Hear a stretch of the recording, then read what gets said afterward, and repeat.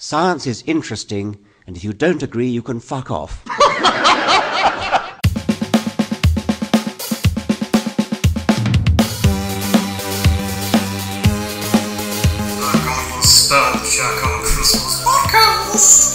Hello, welcome to episode 4.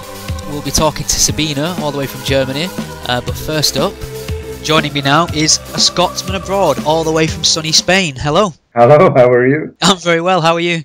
I'm good, I'm very good. Bit cold. It's a bit cold, did you say? Yes, it's chilly in the evenings. I mean, I was in the pool this morning, but a bit colder in the evening. Did a Scotsman just complain about the temperature in Spain? Yes, I did.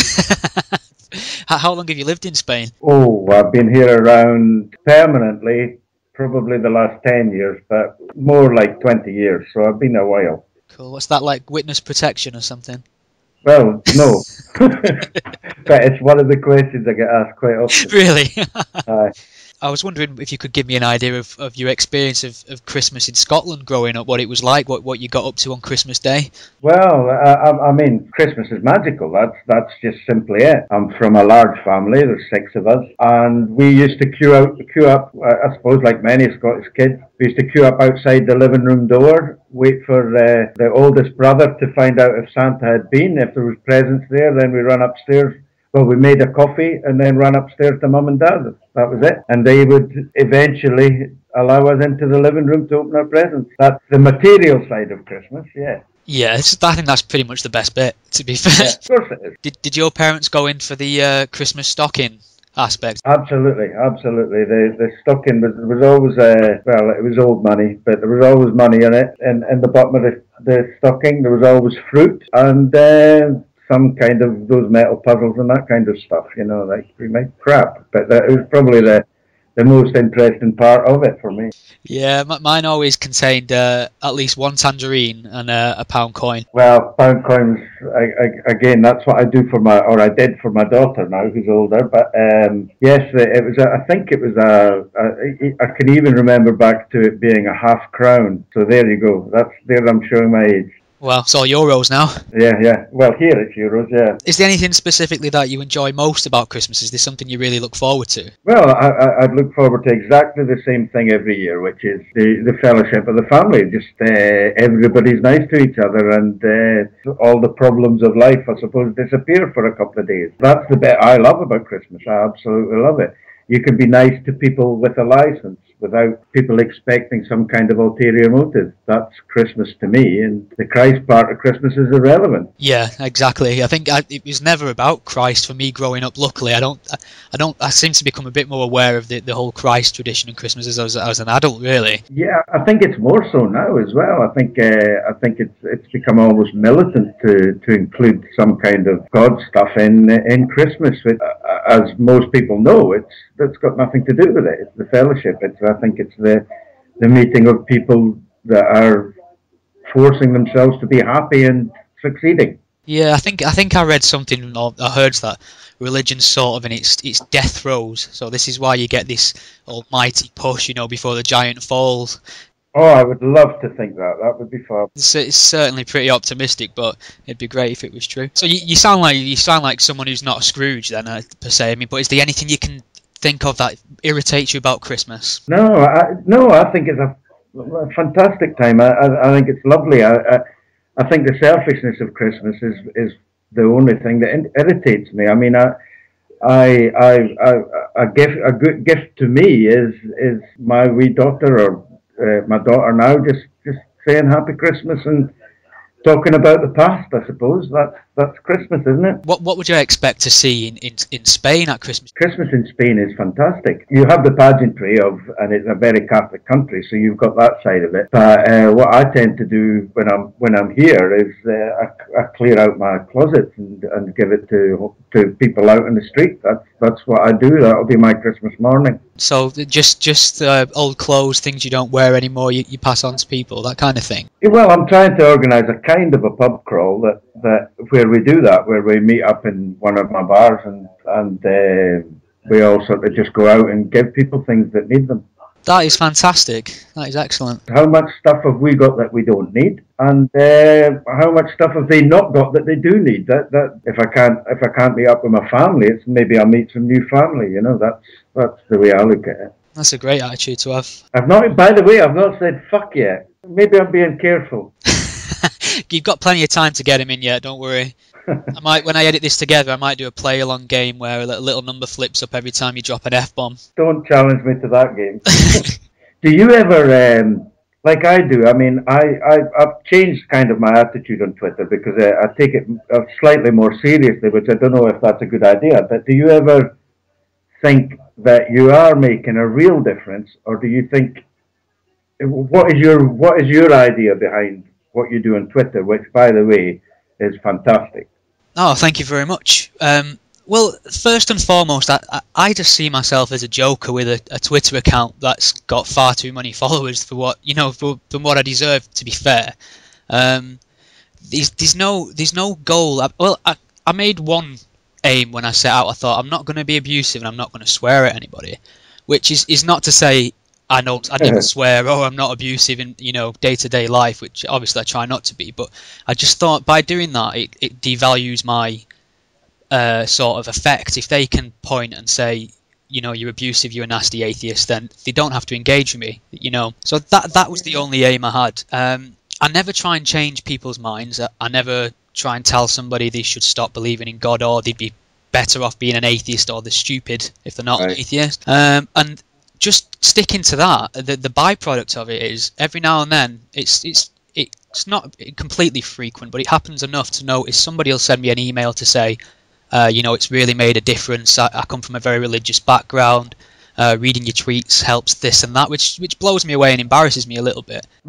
And some people say, I had this discussion with my member at a church. I used some of your arguments, and I feel really good about myself and things like that. And that really touches me to hear that. But that's not the goal.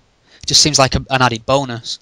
That's brilliant. What you do on Twitter is absolutely fabulous. But I have the same direction in mind, which I suppose my direction is simply to stop people being so insular in their thinking, because we live in a secular society. So there's my goal. But when I talk as a normal person, I suppose during the day, and when I'm at work, and I'm not a sweary person, but I am a Scottish person. I thought I could get my identity across by saying what exactly comes into my mind at that moment. Don't get me wrong. There's nothing wrong with venting with profanity on social networks. I don't have an issue with it at all. I just decided from the beginning I wasn't going to give them that. I wasn't going to let them have you're swearing, you're abusive. I thought if I completely cut that out and just stick to the points, they've got two options really, to leave the conversation or engage with what I'm actually saying. So that was it. Do you feel swearing in 2013 or 14 we soon will be? Do you think that is abusive? I think it's a very, very powerful form of communication among a lot of the people I talk to. It's like an exclamation mark, if you like. Yeah, I use swear words casually in my daily routine. It all comes down to context at the end of the day. I think if you're being abusive with swear words, then that obviously, I don't think that helps your point.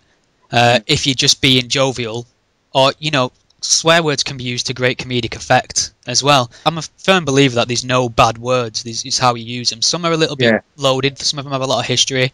You have to be careful with how you use them. You have to be very sure that you can defend the way you've used the word. But no, I'm not against swearing per se. No, swear words are not inherently abusive. But I think when it comes to the atheist versus theist debate on Twitter, that's possibly the way they use the most. So back to Christmas, but go back to the religious aspect of Christmas.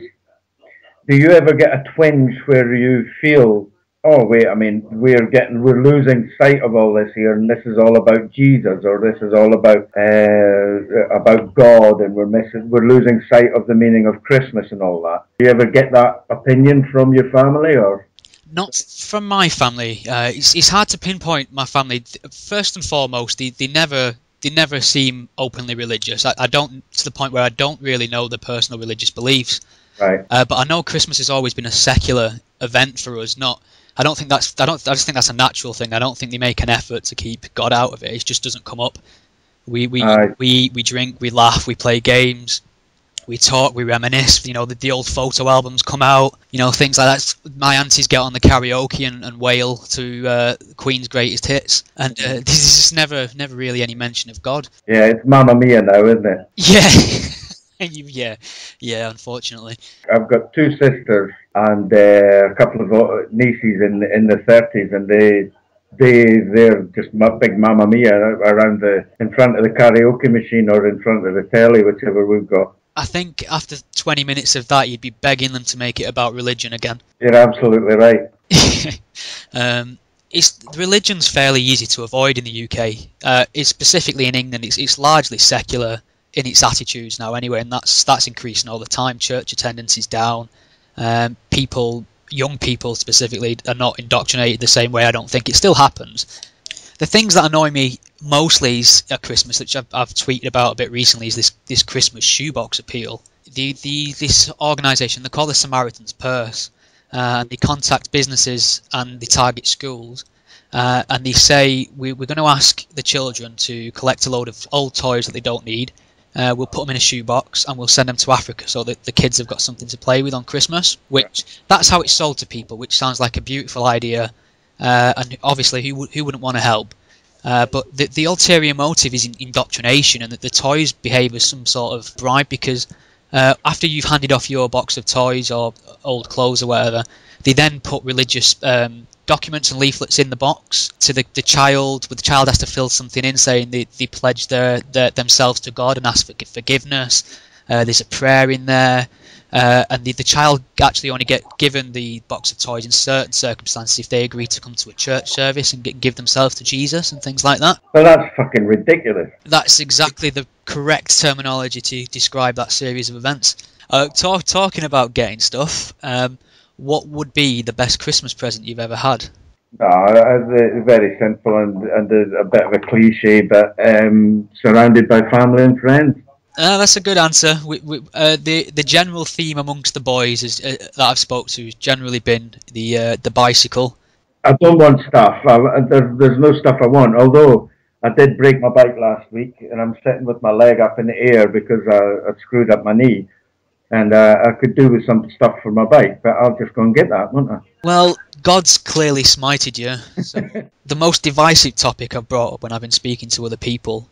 So I'm quite intrigued as to your view on this. But what do you think about sprouts? Sprouts are fantastic. They're necessary, and I only ever eat them at fucking Christmas. But they kind of match exactly right, don't they? Necessary? What do you mean by necessary? Because if there's no sprouts, you've not got a Christmas dinner, for fuck's sake. This is circular, but surprisingly, it's making sense. Fuck me! If I've not got sprouts in my house at Christmas, then I'm sorry. The family and the fellowship can bugger off because I've completely fucked up. I think carrots. If there's a devil, the devil invented carrots, but I don't think there is a devil. So carrots are just I don't know, some kind of mutation. Really, I love carrots. See, well that's our friendship. Fuck. I'm a devout carrotist. I was indoctrinated in the way of the carrot when I was. How are you? I was told the age-old sort of doctrine that carrots help you see in the dark. Bullshit. I'm 50. Trust me. In carrots we trust, as far as I'm concerned. Yeah. Well, I'm actually evidence against the health benefits or the sight benefits of carrots. You just don't understand what it's like to experience carrots. If you gave yourself to carrots, you would understand the innate goodness. You've opened my eyes here because the fact that you like, I love your opinions. You've got a fantastic website. You've got a fantastic Twitter feed. But you know, being pro carrot is. Sorry, you completely fucked it up there. It was going so well. Oh, vegetable sectarianism. Beautiful. Yeah, I know. All right, mate. Very nice to talk to you and finally talk to you. You too. Take care. I'll speak to you soon, hopefully. Thank you. Cheers. Bye-bye. Please keep listening for another exclusive guide to the gods, courtesy of godchecker.com. But before that, joining me now from Germany, we have Sabine. Hello. Hello. What's a typical Christmas day for you? Well, it's the Christmas Eve, really. That's the important one here. So it's all on the 24th. Yeah. The present giving is on the night. Well, sort of as soon as it gets dark, any time after it gets dark, really. The tree only goes up on Christmas Eve, so Santa and his helpers would put the tree up, and then all day, us children wouldn't be allowed in. And my mum and dad were pretty crazy as well. They loved all the, all the hoorah about it. There'd be loads of noises because the reindeer would be all over it, Be loads of banging about and furniture falling over, and so a lot of Christmas Eve theatrics then. Fantastic, yeah, I loved it, absolutely loved it. So then it's the present giving, then it's a lot of carol singing, and then we used to go to see my gran. Christmas Day, apart from the presents, is very similar. It's your big turkey meal or whatever people choose to eat, but the main one is the turkey. And afternoon is family and sleep or drink or games or party. I'm getting an inkling of a slight Yorkshire twang. Oh, well, I've lived in, just outside Hull, not in Hull, I like to say. I like to make that clear. I think that's you and pretty much everybody who's not from Hull. I know. 25 years I was there. I've moved back here only in August, and it's kind of temporary. So were you born in Germany then? Oh yeah. Born. All my family's German. So how old were you when you moved to the UK? When I first moved, in my 20s. I like England. I like UK. I miss Germany very much, but I've been away so long. It's a lot of changes. People give examples of different things. That means Christmas. For me, it's always the German Christmas market that. I'm looking forward to that. And Harman, where I'm from, is the Pied Piper town. It's a beautiful little town. The Christmas market it's not very big. It's perfect. Plenty of Glühwein though. Oh yes, Glühwein and Bratwurst. Yeah. How does the UK Christmas compare to the German Christmas? Well, when I very first went over, that was before. I think it was the year before we got married. I sort of came over to meet the future in-laws, etc. I found it cold then. But again, it's a family thing, isn't it? I found it a little bit sterile compared to what I was used to from home. From being used to having this warm evening glow and everybody's dressed up on Christmas Eve, to everybody getting up on a Christmas morning looking like... I nearly said shit, but I didn't. You mean like pyjamas and hangover? Yeah, exactly. That's even though it's only one night in between. That's quite a difference. And I remember when my kids were little, because we spent Christmas either in England or in Germany, we used to take it in turns. And I used to explain to them that Santa came to Germany first and then travelled over to England overnight. I thought that was quite clever. Yeah, it's a few laws of physics violated there, but that'll do if you're a kid, I imagine. Not according to my children.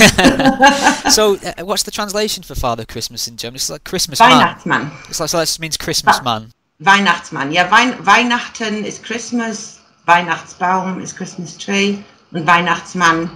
But then we also have Nikolaus. Yes, did I read Saint Nick celebrated on a different day as well? 6th of December. And what you do there is you clean your boots, the biggest boots you have, and you put them outside your bedroom door. And if you've been a good little boy or girl, it gets filled up with sweets. Doing some reading on German Christmas, one of the things that I came across quite consistently was this pride in the fact that the Advent calendar with the chocolates in is a German invention. Yeah. So everything I read was very much like, and the Advent calendar is German. Was it? I know, I didn't know. So what would you say your favourite thing about Christmas is, if you could choose one thing? It is the Christmas Eve and in Germany. Yeah, when my children were little, it was the Christmas morning or Christmas Eve, whichever and because it is all about the kids. It's never the same once you have no little kids about. But for me, now here, it would be the Christmas market and then the Christmas Eve evening. And we sing carols together as a family as well. We sit around the candles because we have the Advent as well. The 4 candles. Did you know about those? I read a little bit about the 4 candles. Yeah, is it every Sunday, to do with every Sunday? That's right. The 4 Sundays before Christmas, it's basically like a wreath, and you have 4 candles on it, and you light 1 candle, and the next Sunday you light 2, and then the next 3, and then the last Sunday you light 4, and we used to do carol singing around that. And you're not supposed to, I don't know what's behind that, but you're not supposed to replace the candles if they burn down. Is there anything that particularly irritates you about Christmas, gets on your nerves a little bit? Apart from the obvious religious rubbish, no, it doesn't. Even they, I think, if you want to claim it, what do I care? if they start to preach, well, you know, because you get a lot more of that than I do, because you have much more patience. You do. It's unbelievable the patience you and Donovan have. But I take a lot of ketamine. does that work? I'll let you know. No, nothing really annoys me about even the commercialism, because I think if that's the way you want to go, do it. I think that's one of the things that religious people can't seem to understand. Not all religious people, a lot of them don't care what non-believers get up to, but I think some feel that perhaps we're joining in their fun when we shouldn't be. I think they get a little bit jealous. It's strange, yeah. Do you have a particular favourite Christmas movie at all? Oh, I'd have two. I have Elf and Miracle on 34th Street. Both versions, the old one and the new one. Yeah, it's just beautiful. It's beautiful. It's so well made, and it makes you believe in Santa. I'm telling you. Well, you see, most people it's the Jimmy Stewart one. What's it called? Wonderful Life. Wonderful Life. Yeah, that's one of mine. Yeah, is it? Yeah. I think that's okay. You know, I only watched it again recently. And it still stands up. And there's something romantic about it. I think Jimmy Stewart's a bit of a legend. Yeah, he's unreal. When he's on the screen, he sort of commands your attention. I think it's because he's unassuming, isn't it? Do you think? He seems like the everyman as well. Yeah. You feel like you could probably go for a pint with him. Yeah. What's the best Christmas present you've ever had? Oh God. That's the noise everybody makes when I ask them. Oh, I don't really get many. I'll have to put a tweet out and we'll... put a... See, I don't have a car over here, just mention that. Do you know, honestly, I think it's my kids got me a few years ago, they got me the Wii. I really wanted one, but I wasn't going to go and buy one because... And and then the year after they got me a keyboard because I wanted to play the keyboard. So I think those two. What was yours? I do a lot of video editing as well. So like, audio. I've always wanted a camera to make a movie when I was a kid, and I finally they got one a couple of years ago as a Christmas present, and I film everything constantly.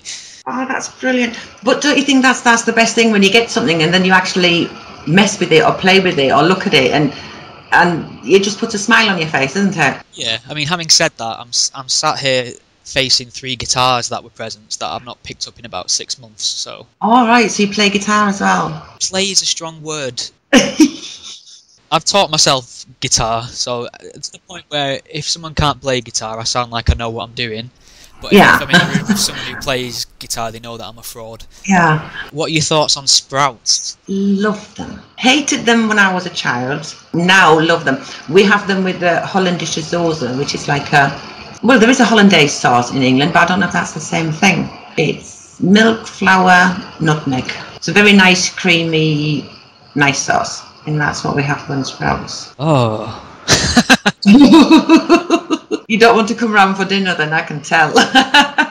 Horrendous. I don't understand why this happens every year that we get forced to eat them. Oh, really? I love them. Well, if you give me your address when we're done, I'll mail my Christmas Sprouts to you.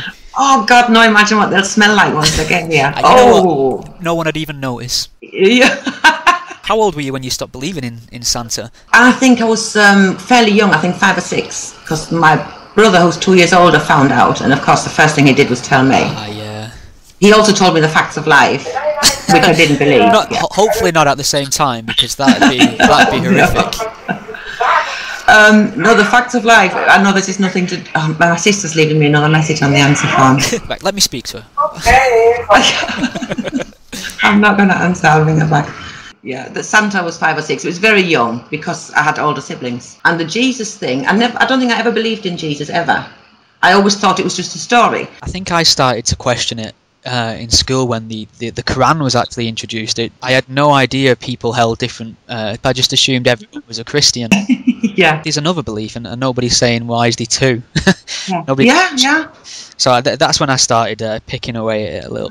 What's Guten Abend? Guten Abend is just good evening. Is that a greeting or a farewell? Greeting. It's a greeting, damn it. See, I've wasted my only bit of German, and I should have got it in earlier. Thank you very much for speaking to me.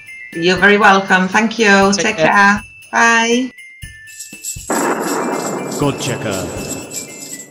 Saint Nicholas, the patron saint of Christmas. Born in the 3rd century, Nicholas became Archbishop in Lycia in modern-day Turkey. He also became Father Christmas. You may have to abandon a few preconceptions. The romantic legend is that he secretly provided dowries to help 3 sisters whose father was destitute. Without money, they would be forced into prostitution. Our saint hit upon the scheme of anonymous gifts. He sneaked up a drainpipe on 3 consecutive nights and lobbed small bags of gold coins through the bedroom window. These landed neatly inside the girls' stockings, which happened to be hanging up to dry over a fireplace. You can see where all this is leading, can't you? Come the morning. Ooh, look what I found in my stocking! I'm rich! Just what I always wanted! Of course, this was all done in the strictest secrecy. That is why you mustn't peep on Christmas Eve. The father peeped, jumped to the wrong conclusion, and blew the whistle on our hero. From stories such as this grew Nicholas's reputation as a selfless gift-bringer. His legend grew in popularity. When mixed with the December feast day and a potent drop of Germanic tradition, St. Nick gradually replaced Odin as Europe's Yuletide character of note. He was so venerated that after his death he became part of the holy relic trade. His bones were found to give off an oily goo.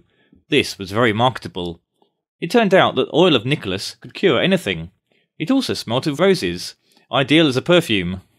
The little Orthodox church in Myra enjoyed a massive boost from the pilgrim tourist trade, but this caused jealousy and concern to unscrupulous traders.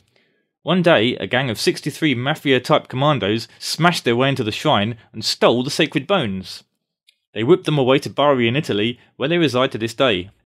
During renovations to the crypt, Nick's bones had to be moved. The Vatican took the opportunity to call in a professor to x-ray and measure them. St. Nicholas was 5 foot 6 inches tall, with a bulldog jaw and a broken nose. Not quite the jolly ho-ho-ho appearance of his festive reputation. He was more like a boxer. That makes perfect sense, as he was reputed to have once been imprisoned for slapping another bishop around. Sadly, Nick's tomb is below sea level, and his bones are slowly deteriorating. But his oil is still collected once a year. Oh yes, the trade still continues. Why not buy a small bottle of Santa oil? The perfect gift this Christmas. God Checker. For more gods than you can shake a stick at, visit godchecker.com. Sponsored by Thor Enterprises.